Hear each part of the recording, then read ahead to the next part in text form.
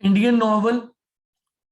The novel in India was born in the later half of the 19th century.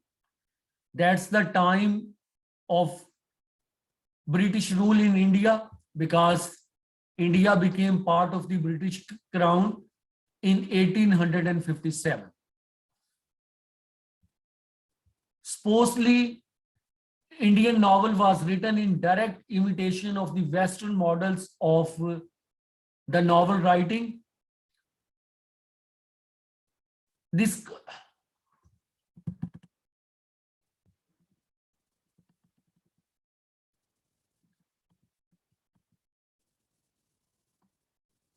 numerous indigenous works of prose narrative had existed in India ever since the interwoven of Panch Tantra stories. These are actually 3rd century BC stories that were translated into English in 1570.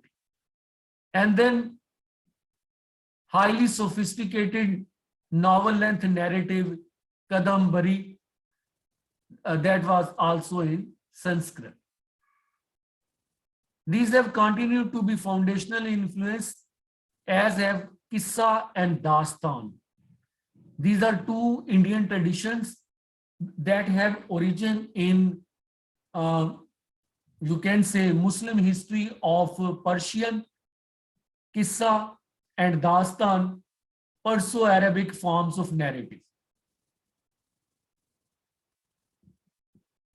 When English educated Indian began to write a new kind of narrative under Western influence, they often produced works in fascinating hybrid forms, mean blend of their Dastan, Kissa, or Panchtantra or Kadambari, and their Western influence of novel writing.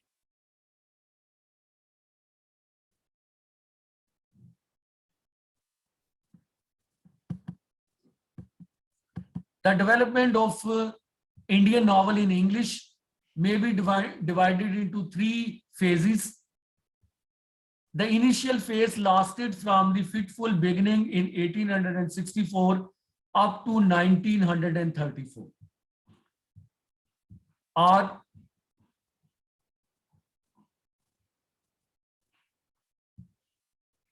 that's the time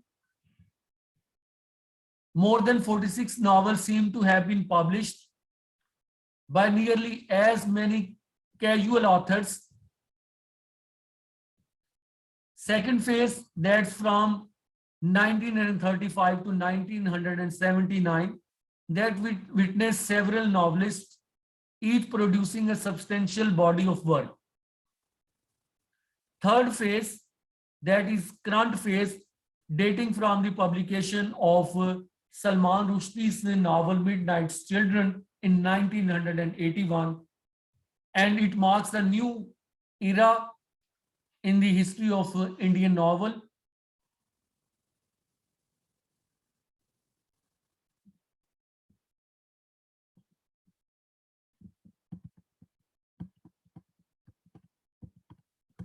First 2 Indian attempts at writing fiction in English were remarkable for expressing strong nationalist, anti-British sentiment and for envisioning a future when India could fight for freedom and attain it.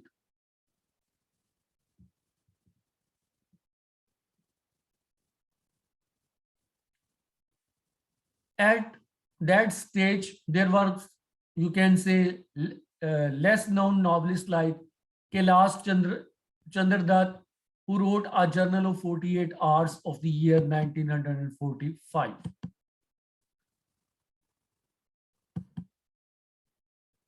Chandra Dutt also wrote The Republic of Orissa.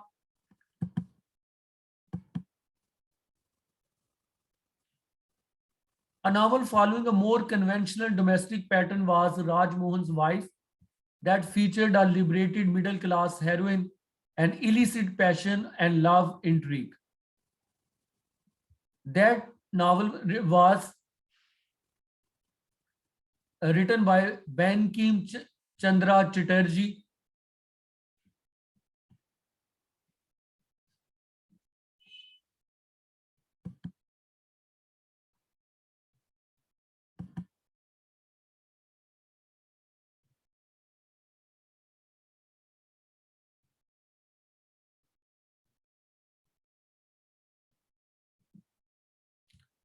Within next notable novelist K.S.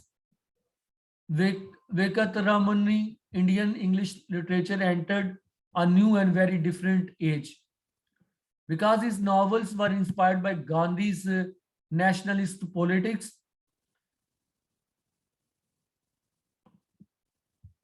his titles are Murugan the Tiller and Kandan the Patriot. In second phase of Indian novel in English that began in about 1935 with the coincidental publication together of the first works of what is now regarded as its founding trinity. I mean, two great or three great novelists, Mulk Raj Anand, R.K. Narayan, and Raja Rao. जब भी Indian novel का जिक्र होगा तो उसके root में इन्हीं तीन नॉवलिस्ट का जिक्र होगा. इनकी सिग्निफिकेंस वैसे ही है जैसे विक्टोरियन नॉवल में चार्ल्स डिकन्स, जॉर्ज एलियट और थॉमस हार्डी की है. R K Narayan, Mulk Raj Anand and Raja Rao, these are the founding trinity of Indian novel. Mulk Raj Anand's novel Untouchable was published in 1935. Same year, R.K. Narayan's Swami and Friends were published, and Raja Rao Kanthapura or Kanthpura was published. These long-lived and prolific contemporaries were entirely different from one another in both theme and style. For example, Mulk Raj Anand wrote of subaltern character from a materialist Marxist point of view with pungently earthy phrases from Punjabi and Hindi in English translation.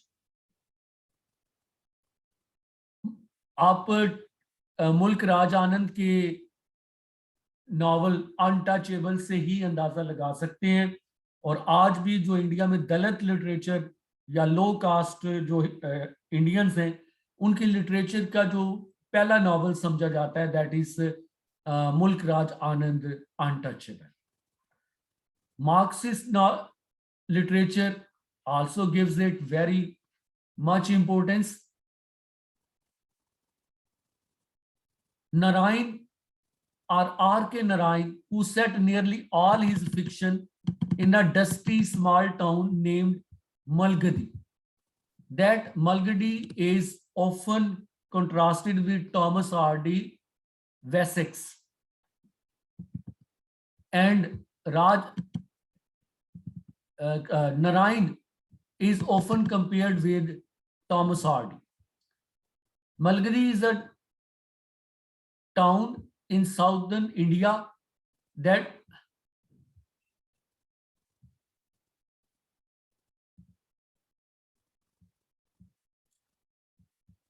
Narayan created mild, gentle protagonists whose conscience stricken and largely influential conduct in the face of unforeseen challenges enhance the reader's sense of their moral worth and charm. Narayan wrote in a deceptively simple and unmarked style that seemed to come so naturally to him that few readers have stopped to notice its little oddities and unconscious.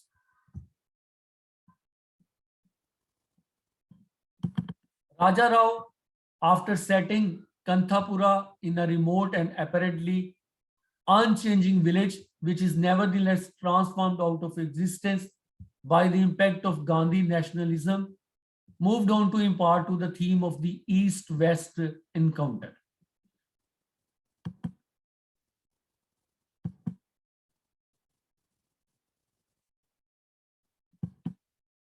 It can be said, Mulk Raj Anand, radical championing of social and economic causes, Narayan's unpretentious, profound vision of Middle India, and Raja Rao's exploration of the philosophical dimensions of life These are three diverse areas which were covered in second phase of Indian novel. Several younger novelists launched their careers in 50s and 60s, taking up some social or political aspect of newly independent nation.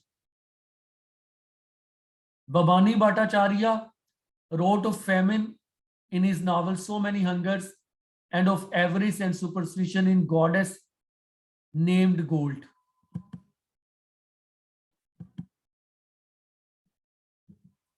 Manohar Malgonkar wrote A Bend in the Ganges, and he wrote of the mutiny, or you can say freedom, independence freedom of 1857 in the Devil's Wind. Indian journalist, famous novelist Khushwant Singh wrote Train to Pakistan and Delhi. Train to Pakistan was a vivid account of sectarian carnage that accompanied partition. बहुत ही important partition का novel है Train to Pakistan. That's on, you can say, racial riots in Punjab. He also wrote a novel Delhi that is about uh, you can say social history of India. Khushwant Singh is much known for his work that is called A History of Sikh. Atiya Hussain. Atiya Hussain, she is uh, mother of Kamla Shamsi. She wrote in Sunlight on a broken column, or she offered a Muslim view of the nationalist struggle for independence that culminated in partition. Afterwards, Ahmad Ali, a former ambassador,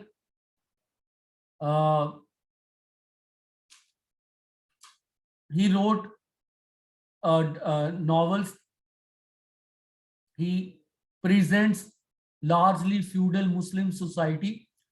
His novel Twilight in Delhi is part of MA English syllabus. That's about life of you can say upper middle class of Delhi, Muslims living in Delhi.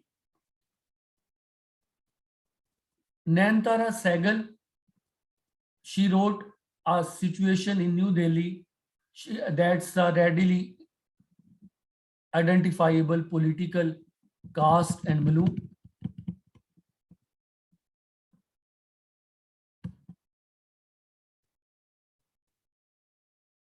Anita Desai, she is mother of Kiran Desai. Both mother and daughter are novelists. Anita Desai wrote Cry the Peacock and Clear Light of Day. She also wrote a novel Custody, that is a much debated novel about partition. Anita Desai created women protagonists hemmed in and anguished by social constraints as well as the intense demands of their own sensitivity. Arun Joshi, another novelist, male protagonist, included the eponymous hero of the strange case of Billy Biswas. Billy Biswas, we can say the protagonist of the novel. That's a Columbia trained anthropologist who decides to lose himself among the tribals he is researching. So, schizophrenia that can be traced in his work. Kamala Markandeya, she married an Englishman and moved to England shortly after India's independence. She wrote of rural Indian poverty in her novel Nectarine Nasib and interracial marriage in Some Inner Fury and discontented exile in London in her novel The Nowhere Man.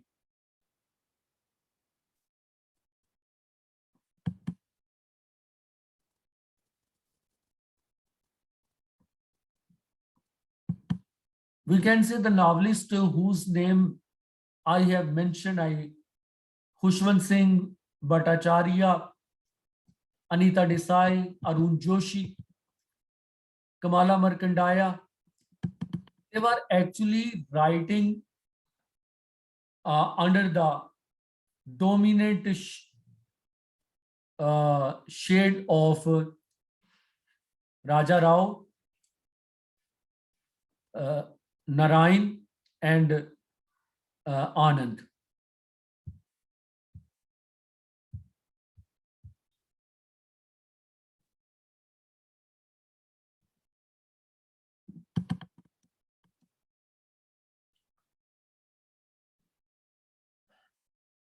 With the writing of Salman Rushdie, a new era of Indian novel begins, and afterwards we see Vikram Seth, whose three novels are set in different countries. His best work is thought A Suitable Boy. His novels A Suitable Boy presents the most extensive and intimate view of Nehruvian India with a distinctly un-Western and unromantic concept of love. The best known novelist of contemporary India is Amitav Ghosh, uh, who writes with his deeply researched and elegantly plotted narratives. He explores various issues and periods of post-colonial Indian, Bangladeshi, and Burmese history. The Hunger Tide, The Glass Palace are his great work. After Amitav Ghosh, we can say that's Arundhati Roy, who is leading Indian novelist and very heroic, courageous lady human rights activist and journalist Arundhati Roy. Though she belongs to Malayalam language, and she is actually Syrian Christian. Mean her maternal ancestors belong to a rich tradition that is called Syrian Christian. And that tradition has been depicted in this novel as well, The God of Small Things. The God of Small Things is the first novel of Arundhati Roy, and that succeeded to win Man Booker Prize. That's one of the best literary prize in Britain. That novel was published in 1997, and novel was title of the novel actually stands for ordinary and weak are apparently weak, they are also powerful. And we can say small things stand for children, small things stand for oppressed uh, classes like Dalit, untouchables. Small things stand for the oppressed women. And novel is actually about the power of uh, all the oppressed and weak. We can say that's the best novel of the subaltern. Thus, God of Small Things sought to de-exoticize local Indian happenings in an innovative, if self-indulgent style.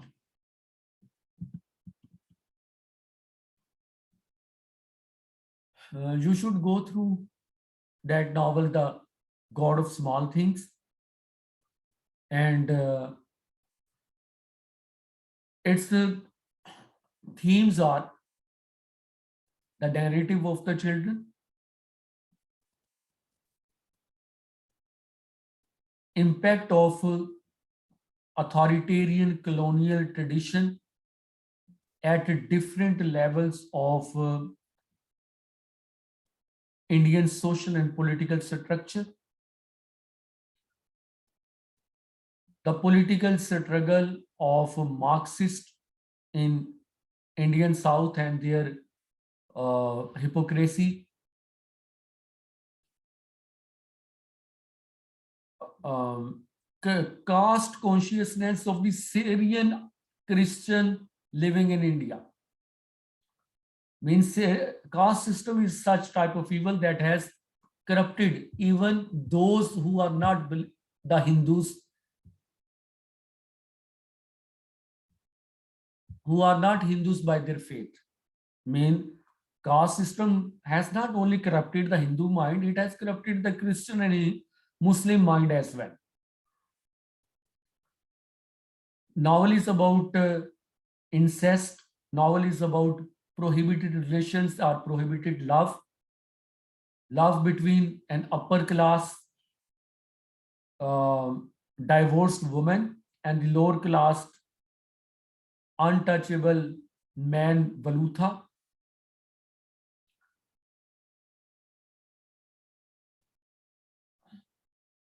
Desire to be desire of reunion through the episode of twins, and that is metaphorically reunion of the human race. Optimism is also one of the important theme of God of Small Things. Another Canadian Indian novelist or Indian Canadian novelist who actually lives in Canada these days. I mean, Parsi Indian Rohinton mystery has evoked in unremitting detail such aspects of Parsi life in Bombay. In such a long journey, the fine balance and family matters. Family matter is thought best work of Rohinton mystery. Fine Balance is also a really wonderful novel on Indira Gandhi's rule of emergency. Um, you can say, if we have to mention who is the best realist novelist of India, the people wouldn't think at all because it's undisputed Rohinton mystery.